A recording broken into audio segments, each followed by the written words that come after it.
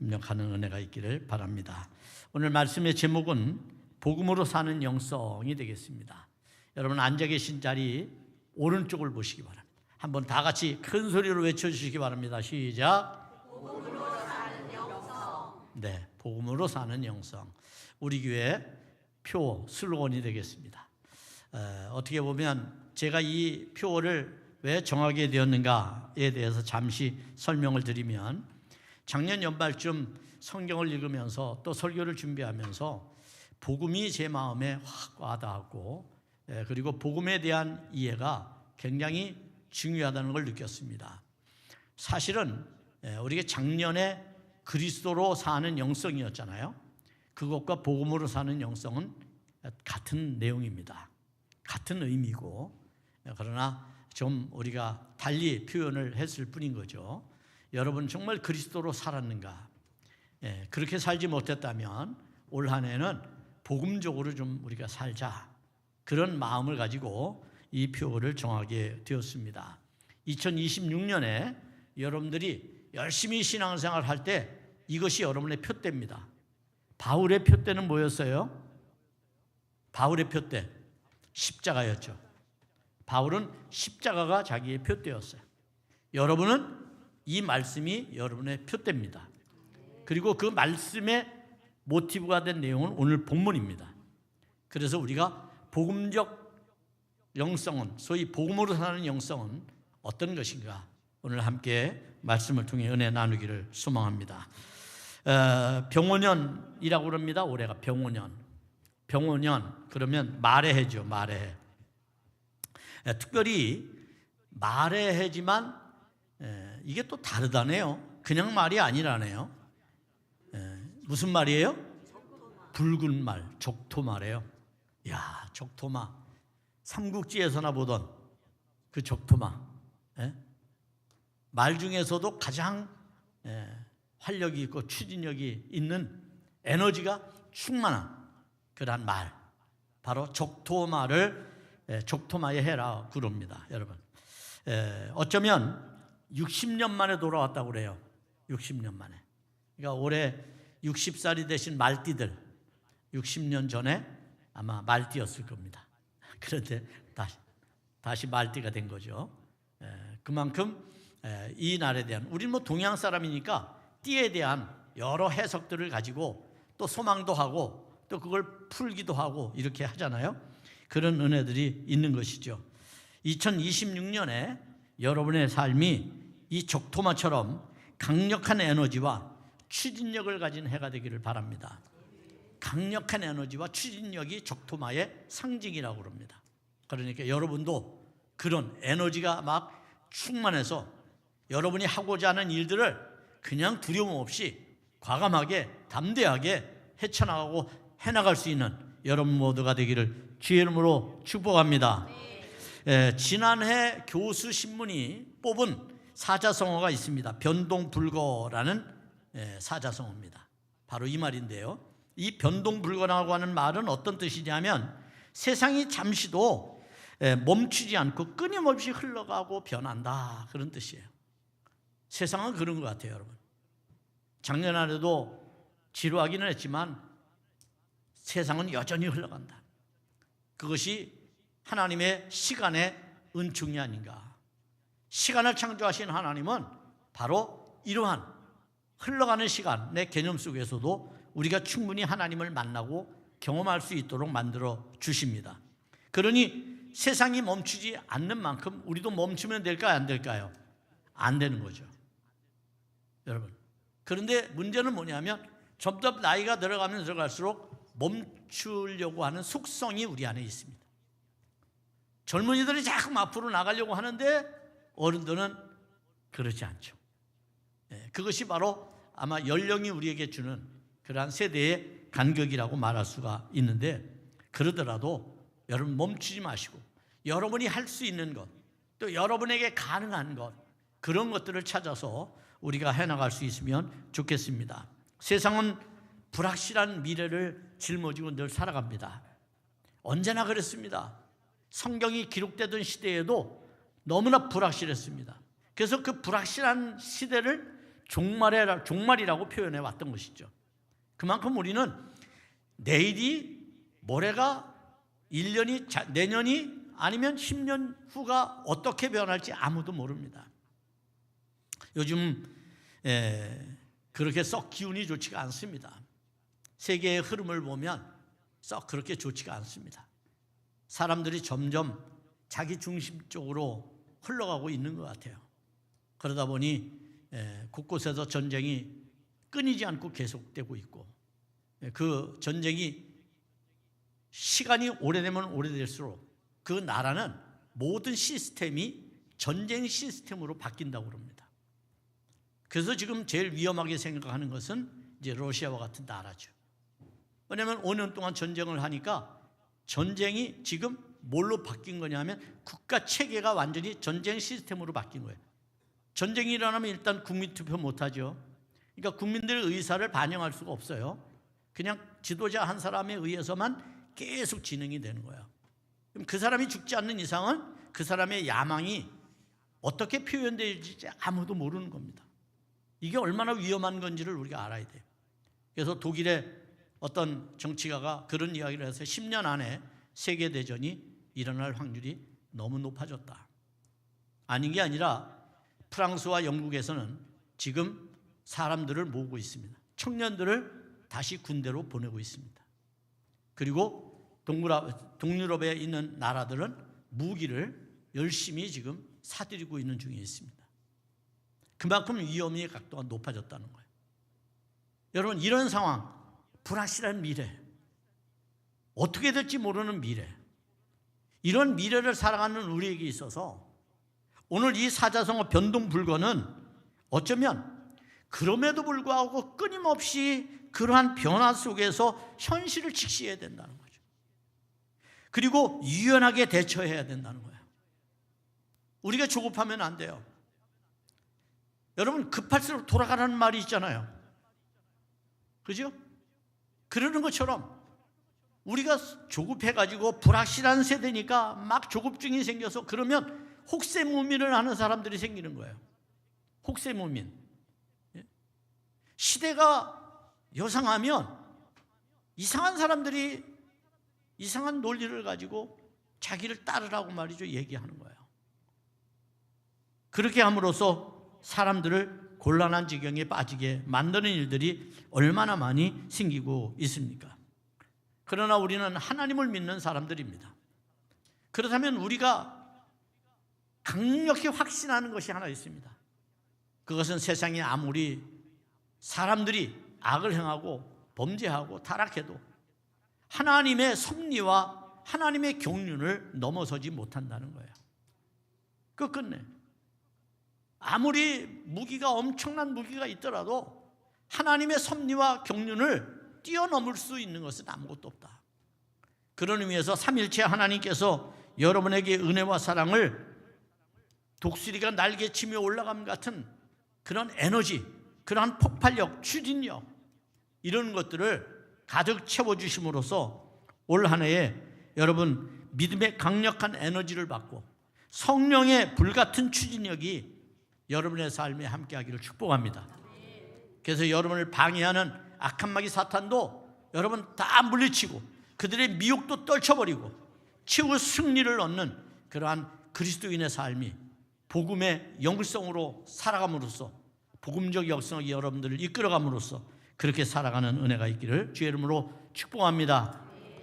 오늘 본문의 말씀은 빌립보 교회에 관한 이야기입니다. 빌립보 교회는 어떤 교회일까요? 사실은 우리에게는 조금 안타깝습니다만 바울이 아시아 선교를 계획하고 있을 때 성령이 밤에 바울에게 환상으로 마케도니아의 성도들의 간절한 바람, 영적인 소원, 이것을 말해줍니다. 그럼으로써 바울의 방향을 바꾸게 되죠. 바울이 아시아로 가려고 했던 선교의 계획을 다시 유럽으로 바꾸게 되는 그러한 계기를 만들게 된 사건이 바로 이 사건 속에서 나타나게 되는데, 이때 바울이 마케도니아, 소위 말하면 로마로 가는 첫 번째 성이 어디냐? 그게 바로 빌립보입니다. 첫 번째 관문 빌립보 성에 도달하게 된 것이죠. 그 빌립보 성에는 그런데 불행하게도 유대인이 없었습니다. 바울의 선교의 특징을 보면 바울이 외국에 나가서 선교할 때 바울이 항상 찾아가는 곳이 있었습니다. 그것이 바로 회당이었어요. 회당은 유대인들이 사는 곳, 유대인들이 모여서 율법을 배우고 그리고 율법을 가르치는 곳입니다. 그것이 회당이었어요. 그런데 그곳에 항상 찾아가서 하나님을 아는 유대인들을 대상으로 예수 그리스도의 복음을 전했습니다. 그런데 빌립보에는 유대인들이 없습니다. 그러니까 바울은 매우 난감했겠죠. 그럼에도 불구하고 바울은 당시 그리스 로마 문화권이 추진하고 있는 그러한 수사학적인 철학, 그거에 기반해서 사람들과 논쟁하고 대화하고 토론함으로써 예수 그리스도를 전파하게 되고 그 결과 생겨난 교회가 바로 빌립보 교회라고 말할 수 있어요. 이런 빌립보 교회, 따라서 바울에게 있어서는 빌립보 교회가 애정이 아주 가득하겠죠. 왜냐하면 그렇게 척박한 상황 속에서도 교회를 개척할 수 있었고 복음을 전할 수 있었던 것. 더군다나 이 빌립보 교회가 매우 성장을 해서 바울이 복음을 전하는 데 있어서 가장 최고의 후원자, 그게 바로 빌립보 교회였어요. 선교를 하는 사람에겐 지금도 마찬가지입니다만 여러분, 사람이 가는 곳은 항상 돈이 따르게 돼 있잖아요. 돈이 필요하잖아요. 그죠? 우리나라에 처음에 아펜젤러 언더우드 선교사가 왔을 때도 그들도 우리나라에 왔을 때 가마꾼, 여러분 이런 사람들, 지게꾼 이런 사람들을 다 고용해가지고 데리고 다녔어요. 그 시대에도 그럴 수밖에 없었어요. 여러분, 그때는 자동차가 없던 시대잖아요. 그러니까 그런데 지금은 자동차가 필요한 시대잖아요. 그러니까 그런 게 없으면 복음을 전하기가 매우 어려운 거죠. 그래서 선교사들의 후원을 해주는 것은 우리가 선교하는 이런 말이 있잖아요. 가지 못하면 보내라, 이런 말이 있어요. 가지 못하면 보내라.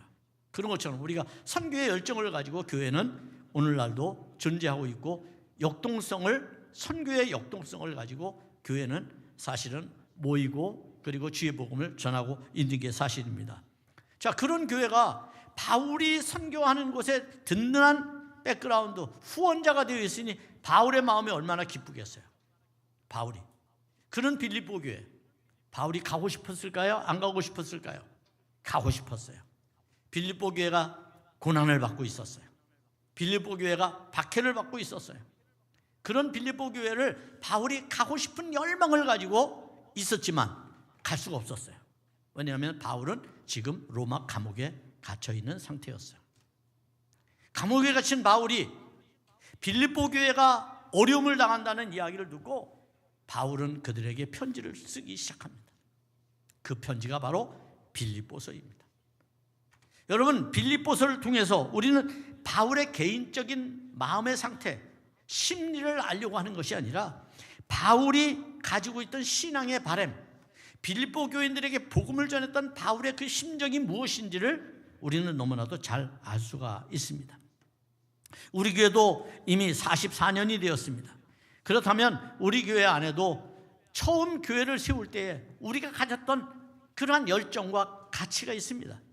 우리가 어떤 마음으로 헌신하고 어떤 마음으로 섬기며 어떤 마음으로 충성을 다해 왔는지를 하나님 아시죠.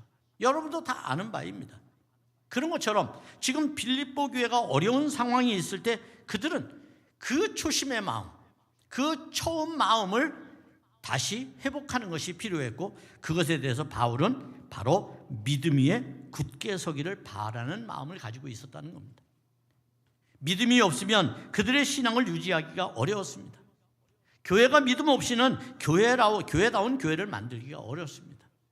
따라서 믿음은 굉장히 중요한 것이고 그것은 빌립보 교인들에게 매우 합당한 일이었고, 그래서 바울은 빌립보 교인들에게 그리스도의 복음에 합당하게 생활하라, 이렇게 말씀하고 있는 겁니다. 합당하게 생활하라. 27절을 보십시오. 이렇게 말씀합니다. 오직 너희는 그리스도의 복음에 합당하게 생활하라. 너희가 지금 고난 중에 있지만, 박해 가운데 있지만, 어려움 중에 있지만, 그래도 너희는 그리스도의 복음에 합당하게 생활해야 돼. 이게 바울이 편지를 쓰는 목적입니다. 여기서 중요한 단어는 오직이라는 말입니다. 어떤 말입니까? 무슨 일이 있어도 라고 하는 말이겠죠. 어떤 상황에 어떤 형편에 처했어도 라고 하는 말입니다. 사랑하는 여러분, 여러분은 지금 어떤 상황이 있습니까? 어떤 어려움이 여러분에게 있습니까? 건강의 위협이 있습니까? 경제적인 여러 가지 어려움이 있습니까? 또 인간관계에 대한 틀어졌기 때문에 그거에 관한 어려움이 있습니까? 가족 간에 여러분 다툼이 있습니까? 부부의 문제가 있습니까? 그 어떤 문제가 있든지, 그 어떤 무슨 일이 있든지 오직 너희는 그리스도의 복음에 합당하게 생각해라. 그것과 관계없이, 그 문제와 관계없이 아무리 어떤 상황이 우리에게 펼쳐진다 하더라도 그 문제와 관계없이 너희는 그리스도의 복음에 합당하게 생활하라. 할렐루야. 그것이 바울이 권면하는 말씀입니다. 그러면 바울이 강조하는 것은 어떤 말일까요?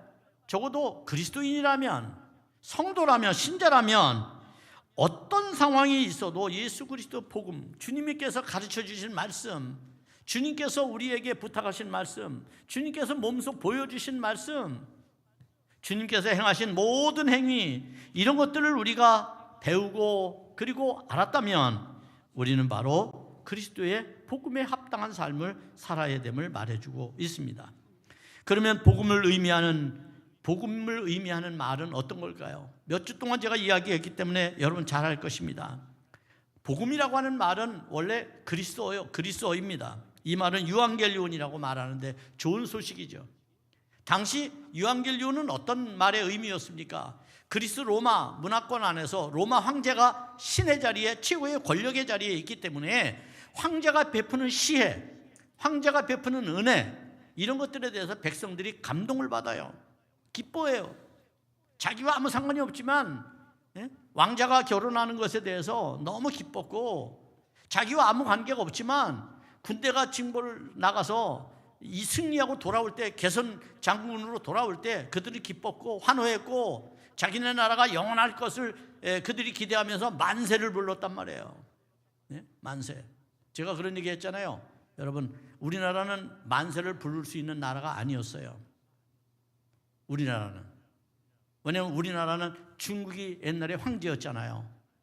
일본은 뭐예요? 천황이잖아요. 우리는 왕이잖아요. 우리는 만세를 부를 수 없었어요. 만세 부르면 큰일 나요. 그래서 뭘 불렀느냐면 천세를 불렀어요. 천세수를 누리소서, 이렇게 말했어요.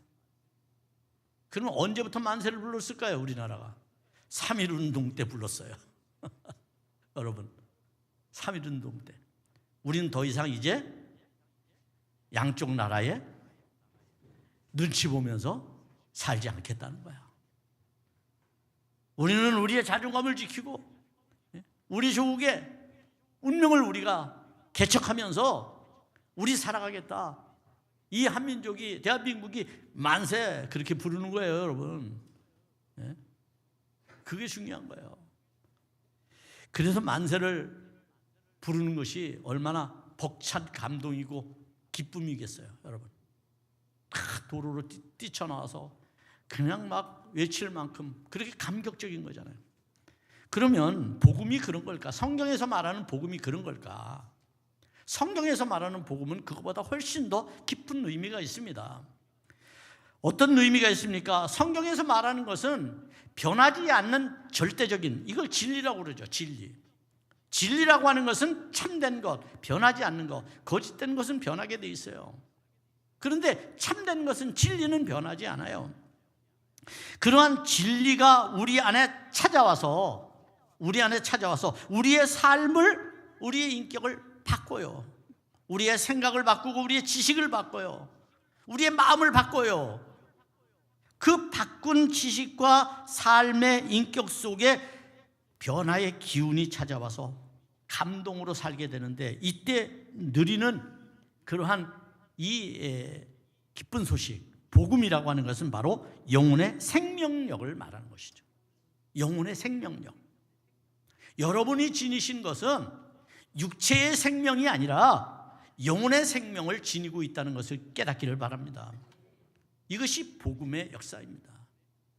복음은 그것을 가능하도록 만드는 거예요. 그래서 복음은 거짓된 것에서, 무지함에서 벗어나게 되고 하나님의 말씀으로 새로운 깨우침, 새로운 눈뜸, 새로운 깨달음, 그런 것들이 우리에게 생겨나는 것을 알 수가 있고, 바울은 이것을 이야기해 주는 것이 본문의 이야기다라고 말할 수가 있습니다. 자, 그러면 우리는 어떻게 하면 복음에 합당한 생활을 할 수 있을까요? 복음에 합당한 생활을 어떻게 해야 할 수가 있을까요? 여러분, 복음에 합당하게 생활하라라고 하는 이 생활이라는 말을 들어보면 그 의미를 알 수 있습니다. 이 생활이라고 하는 말이 헬라어에서는 시민을 말하는 거예요. 시민 여러분. 다시 말하면 무슨 얘기예요? 로마 시민답게 살아라, 그런 얘기예요. 그때 당시로 말하면. 그러면 로마 시민은 뭐가 달랐길래 로마 시민답게 살아야 되는가? 로마 시민은 달랐어요. 어떻게 달랐냐면 그 로마 황제의 백성이기 때문에 달랐어요. 나머지는 다 뭐 속국이잖아요. 속국. 예? 로마만이 지배자고 나머지는 다 속국이잖아요. 유대인도 속국이잖아요. 그러니까 그들에게는 자유함이 없어요.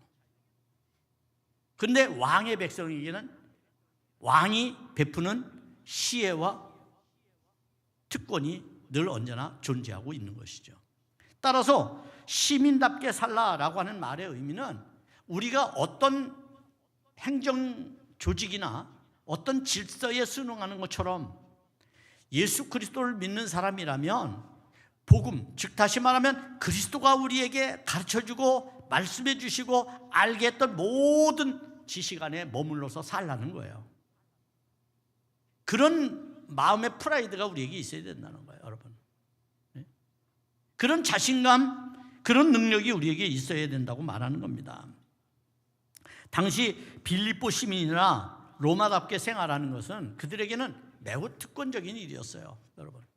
지금도 우리가 경제적인 이제 상황 속에 처해 있으니까 만약에 여러분 한번 잘 생각해 보세요. 우리나라에서 경제적으로 가장 여러분 그런 풍성한 지역이 있잖아요. 그 지역에 사는 사람들은 어떻게 했어요?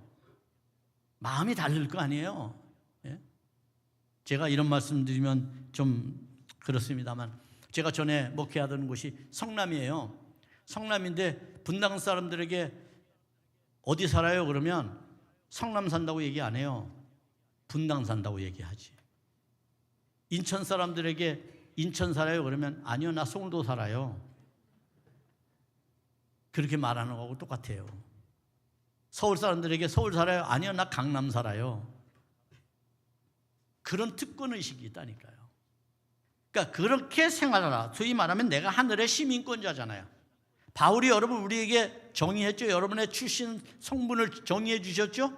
우리는 하늘의 시민권을 가진 사람이에요.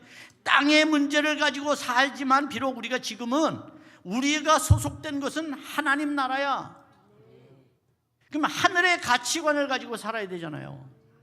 여러분의 생각이나 언어나 눈빛이나 열정이나 이런 것이 다 하나님의 나라를 지향하는 사람으로서 살아야 되잖아요.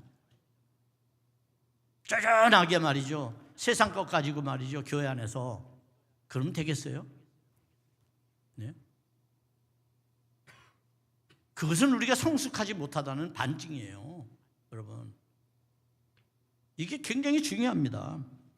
그래서 그런 생활을 하라. 그렇게 지금 바울이 말하고 있는 거예요. 그러면 이 합당하게 생활하는 그리스도인의 삶의 원리를 우리가 어떻게 배울 수 있을까요? 27절, 28절에 보면 그 원리를 바울이 이렇게 설명합니다. 이는 내가 너희에게 가보나 떠나 있으나 너희가 한 마음으로 서서 한 뜻으로 복음의 신앙을 위하여 협력하는 것과 무슨 일에든지 대적하는 자들 때문에 두려워하지 아니하는 이 일을 듣고자 함이라. 바울이 빌립보 교인들에게 듣고 싶은 것이 딱 두 가지였어요. 하나는 뭐냐 하면 그들이 하나 되고 한 뜻을 갖는 거였어요. 두 생각, 세 가지 생각을 갖는 것이 아니라 한 마음으로 한 뜻을 갖는 거였어요. 그게 바울이 빌립보 교회에게 듣고 싶은 거예요. 그게 빌립보 교인들이 복음에 합당하게 생활하는 첫 번째 요소예요. 두 번째는 어떤 거예요? 대적하는 자들, 그들을 미워하고 박해하는 자들 때문에 두려워하지 말라는 거예요. 왜냐하면 우리가 두려우면 위축되는 거거든요. 여러분, 그래서 그 밀림에 가면 여러분 이 맹수들이 예전에 그 이 원숭이를 어떻게 잡는지 아십니까? 계속 밑에서 쳐다본대요. 계속 쳐다본대요. 요거 빨리 끝나라는 얘기예요. 계속 쳐다본대요. 그 눈이 마주치잖아요. 그러면 압도되는 거예요. 압도되는 거예요. 그래서 스스로 떨어지는 거예요. 기운이 빠져서. 기가 죽으면. 여러분 기 죽지 마시기 바랍니다. 2026년에 여러분 여러분을 대적하는 사람, 미워하는 사람 때문에 속상해하고 기 죽지 마세요. 담대하세요. 담대하세요. 당당하게 사시기를 바랍니다. 그렇게 살아갈 때 우리는 어떤 삶을 살아갈 수 있느냐? 25절에서 바울이 이런 말을 합니다. 내가 살 것과 너희 믿음의 진보와 기쁨을 위하여 너희 무리와 함께 거할 이것을 확실히 아노니라고 말했어요. 여기 믿음의 진보와 기쁨을 말하잖아요.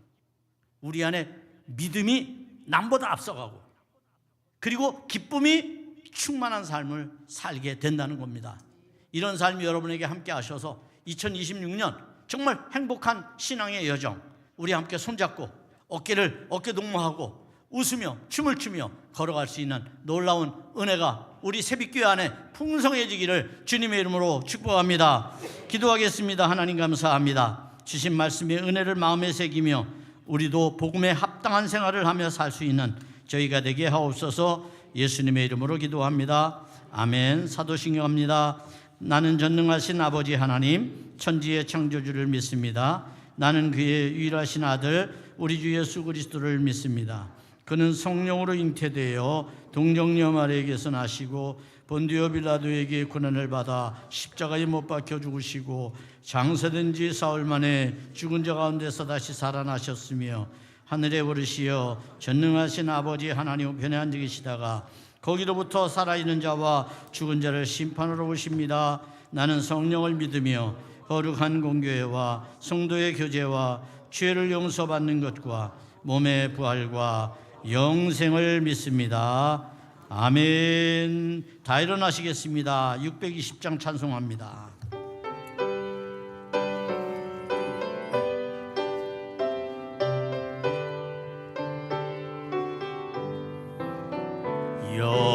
여기에 모인 우리 주의 은총 받은 자여라. 주께서 이 자리에 함께 계심을 아노라. 언제나 주님만을 찬양하며 따라가리니 시험을 당할 때도 함께 계심을 믿노라. 이 믿음 더욱 굳세라. 주가 지켜주신다. 어두운 밤에도 주의 밝은 빛 인도하여 주신다. 주님이 뜻하시니 헤아리기 어렵더라도 언제나 주 뜻 안에 내가 있음을 아노라. 사랑과 말씀들이 나를 더욱 새롭게 하리. 때로는 넘어져도 최후 승리를 믿노라. 이 믿음 더욱 굳세라. 주가 지켜주신다. 어두운 밤에도 주의 밝은 빛 인도하여 주신다. 여기에 사랑받는